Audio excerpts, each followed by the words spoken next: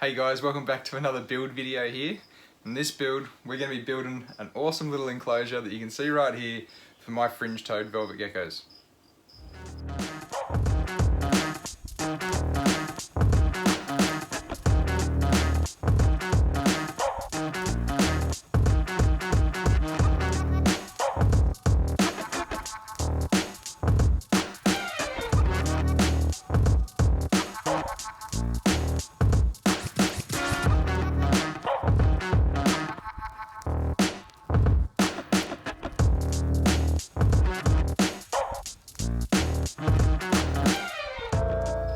So guys, as you can see, this particular enclosure is right next to my desk, so I did build it a little bit different to what I do build a lot of my enclosures, and it's a bit more of like a kind of a corner rock escarpment. So it was a bit of a different one too, as I kind of put it all together using different pieces rather than kind of just building on one big solid bit of foam and building off that. So it's a little bit more of a unique build for me, but it allows a lot of the natural behaviours of these geckos to really thrive, using a lot of the deep crevices inside of the enclosure. So anyway guys, let's dive in, let's have a look at how I put this enclosure together. And we'll start off with a little bit of natural history about these particular geckos. So I was very lucky to get some of these geckos off Rick Worthy from Worthy Geckos. He's one of the only guys that is actually breeding and keeping these guys in Australia. And as you can see here, these guys come from the Kimberley, so they're right up the top there in that warm weather, rocky gorges, rocky escarpment sort of country, deep caves. That's where these guys like to hang out. Anywhere that there's basically deep crevices that they can get into and they can hunt other little sorts of invertebrates, that's where these guys are going to be found. As far as these geckos go, they're definitely some of the largest velvet geckos out there. I think they are the largest if I'm not mistaken. Juveniles have that awesome banding to them and they kind of end up breaking up and fading as they get a little bit older. Like all my builds, we're going to start out with some of the Bastion foam board. I have so many of these sheets just lying around the place these days that I've always got something on hand, but these are going to build the bulk of the rocky escarpment for us. And I'm just trying to cut out some random shapes. I've got a kind of idea of almost making like boulder-like structures and then putting them together as a whole structure at the end. So a little bit different to what I usually do. Usually I kind of foam out a whole enclosure and carve it out. But this one, yeah, I'm just kind of making up these boulders using some big chunky bits of foam.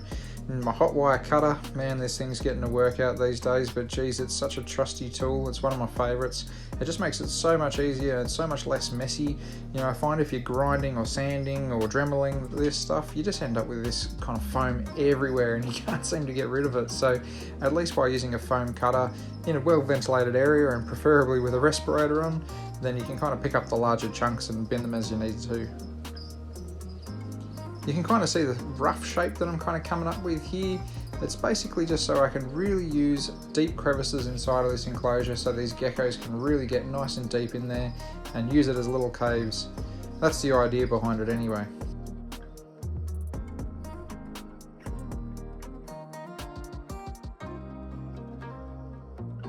Once the bulk of it's done, it's worth kind of getting into detail. So for this, I'm just using a soldering iron and kind of roughing up the blocks, carving in some cracks, just kind of giving the thing a whole bunch of detail. That's the whole idea behind it. Another tool you can actually use as well is a heat gun. I'm pretty lucky that I had one kicking around, so I thought I might give it a bit of a crack on this enclosure and see if it makes some different shapes. It kind of just helps shrink up the foam in some areas. It also makes it a little bit harder, so it can make it a little bit more dense as well, which just kind of adds to the rigidity of the whole enclosure in a whole.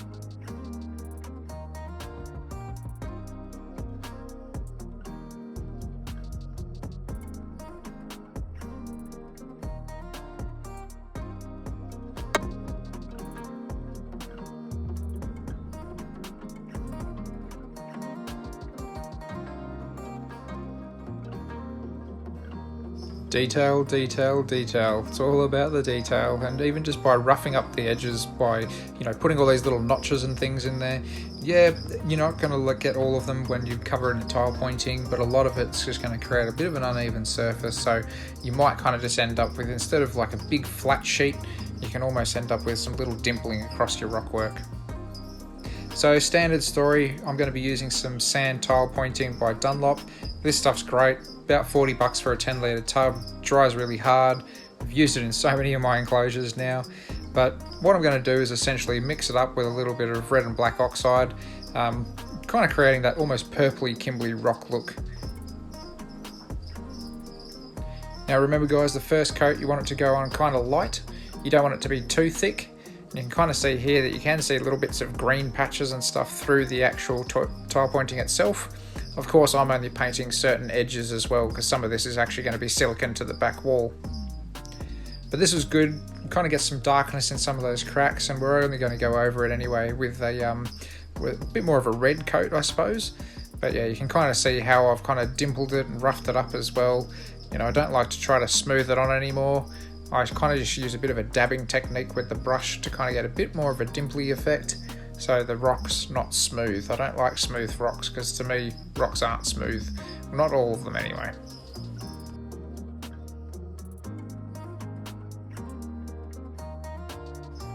So here you can see we're doing coat number 2. This is a bit of a greyer coat.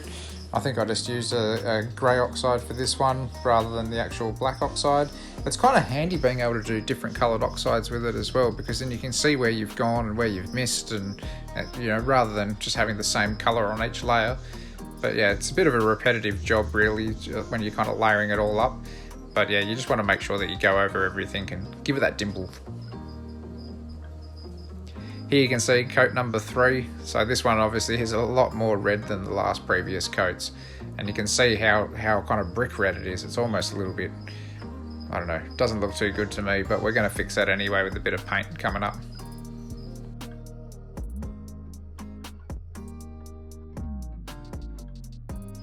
So using a little bit of that red tile pointing that I made up, I essentially made up a bit of a darker batch of it using a bit of a black oxide, and we're kind of just dabbing a lot of it on, just kind of breaking up the uniformity of the red coloration. You can see the colour change already, that dramatic sort of colour change. It's almost like that kind of really dark purpley red rock.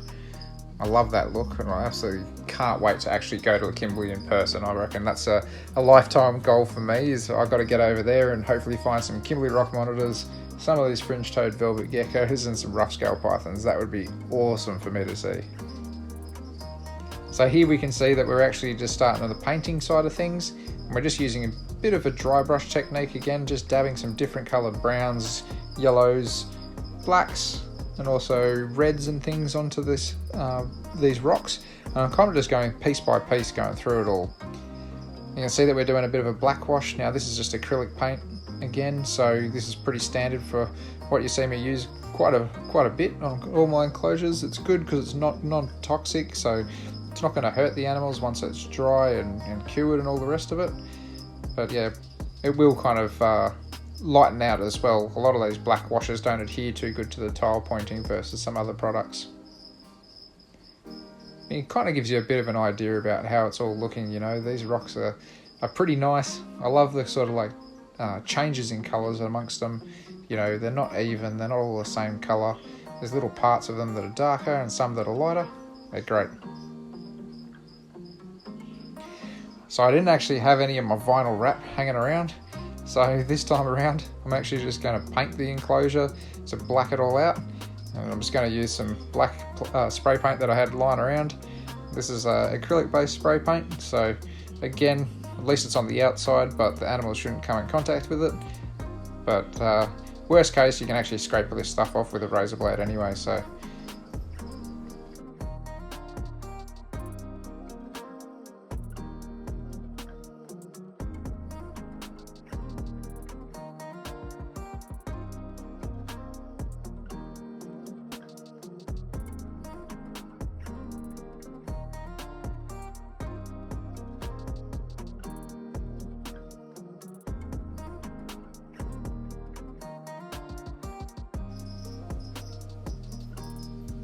So using silicone, I ended up adhering all of these rocks into place against the back wall and the side wall, just kind of making my stack. And then ended up going on to do a little bit more dry brushing and painting just to kind of blend it all together and make it look really neat.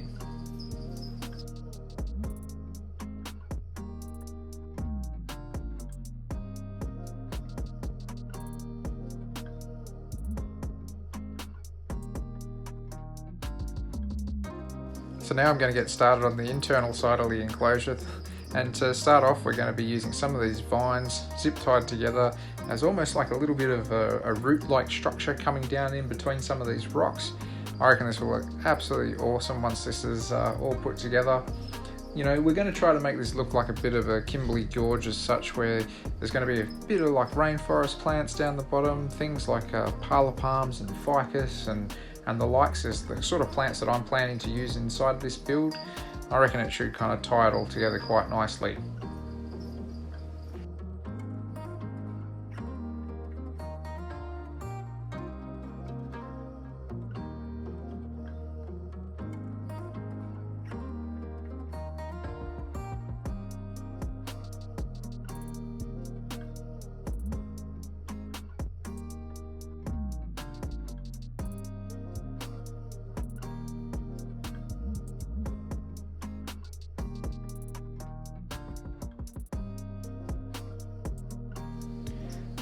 So I'm actually using some of these uprights that I use in a lot of my enclosures. I love having vertical branches inside enclosures. The animals use them, especially things like geckos. You know, they can actually adhere to these guys pretty easily. And it just, again, kind of acts like a little bit of a different side of things where, you know, they can use some of these vertical spaces. You know, it adds a little bit of depth to the enclosures as well, I find. I hate having just kind of like just the background or everything against the back. It's always cool to have some pretty big things in the front, in the foreground as well. I just think it kind of ties it together quite nicely. So just quickly, you're going to notice a little bit of a heat mat just down there. That's actually what I'm going to stick to the side of the enclosure to provide some warmth to the enclosure. Some of these cracks will get up to about 31 to 32 degrees, so the geckos can actually crawl in there and bask, keep nice and warm, and then they can come out to cooler areas of the enclosure that seem to be reading at about the mid sort of 20s to higher 20s.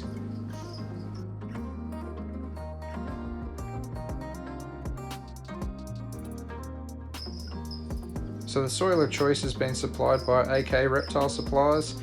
This soil I've used in a whole bunch of my enclosures so far, and I've been pretty impressed with it. I haven't had much luck with actual arid plants in it as such, but I've been using it for some of my rainforest plants as well, so things like the parlor palms, some of the ficuses, that sort of gear, and it seems to be doing pretty well. And I decided not to go with a drainage layer for this enclosure because I'm not planning to absolutely pump it full of water, but I thought, you know, if the geckos are going to breed, it'd be good to have a deep layer of soil in here, and this soil seems pretty good.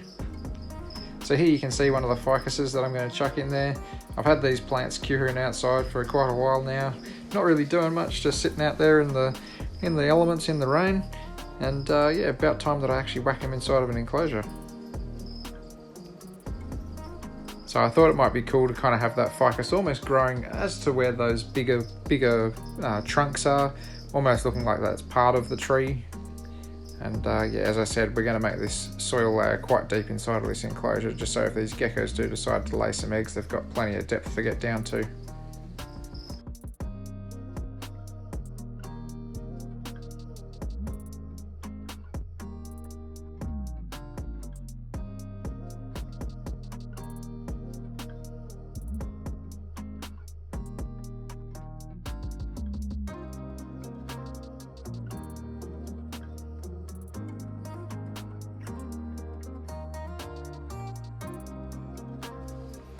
So as I said, we're going to be adding a few little parlor palms into it. This little plant's actually got so many little plantlets off it, so decided just to take just a few out. You know, bare rooted them, so there's not much as far as soil on those roots, and they'll take off pretty easily. Parlor palms are very hardy, so I haven't really had too many bad experiences with the old parlor palm. But yeah, I thought that might just be a nice little supplement plant, just to kind of have a little bit of a different leaf structure down in here. And kind of just looks like a nice little forest floor in my opinion.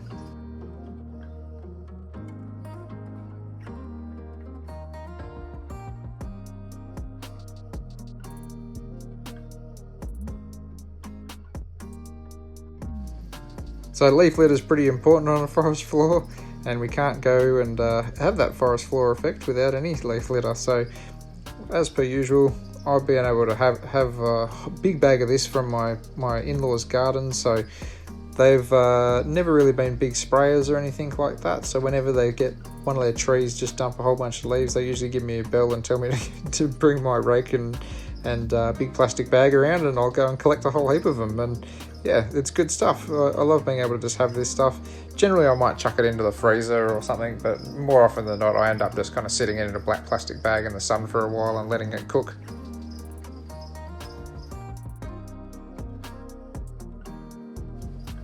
I went with this water bowl because it pretty much just blends straight in with the leaf litter, so you barely notice it.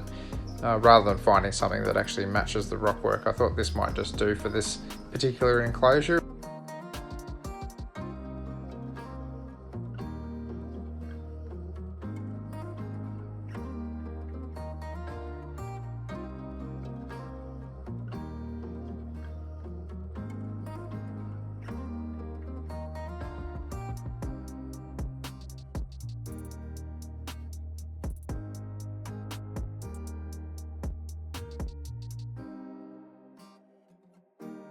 So now it's time for the stars of the show, these beautiful filicipoda.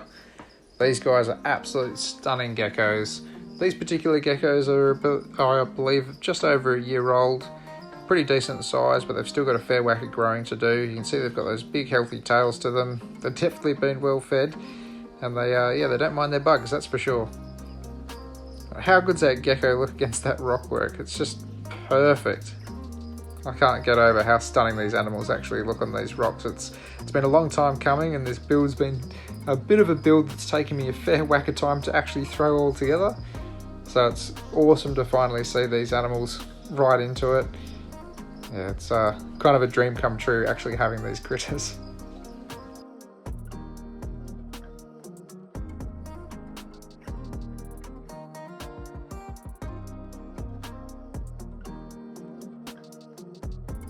Here's number 2, ready to go inside the enclosure. These guys are such stunning animals. I can't believe I actually finally got my hands on these. These are kind of like the Ferrari of the velvet gecko world, so they're highly sought after, very rare geckos. And man, don't they look good inside of this enclosure.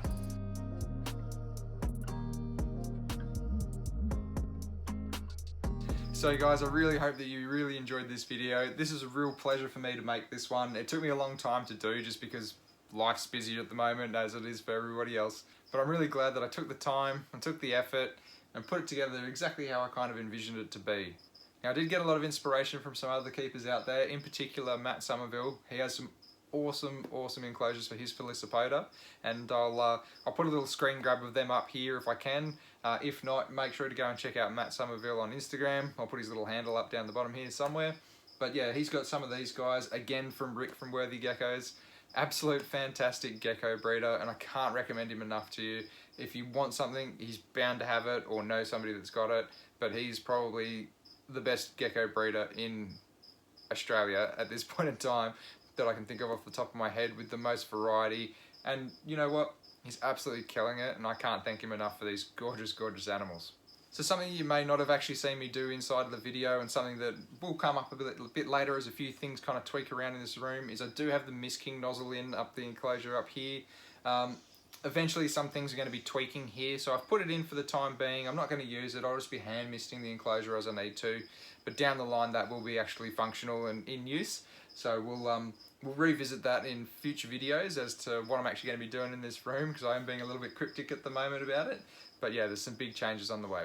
So guys, really hope you enjoyed the video. Don't forget to like the video down below, drop me a comment, subscribe to the channel if you want to see some more Australian reptile YouTube content, and don't forget to check me out on Patreon and Teespring as well if you want some merchandise.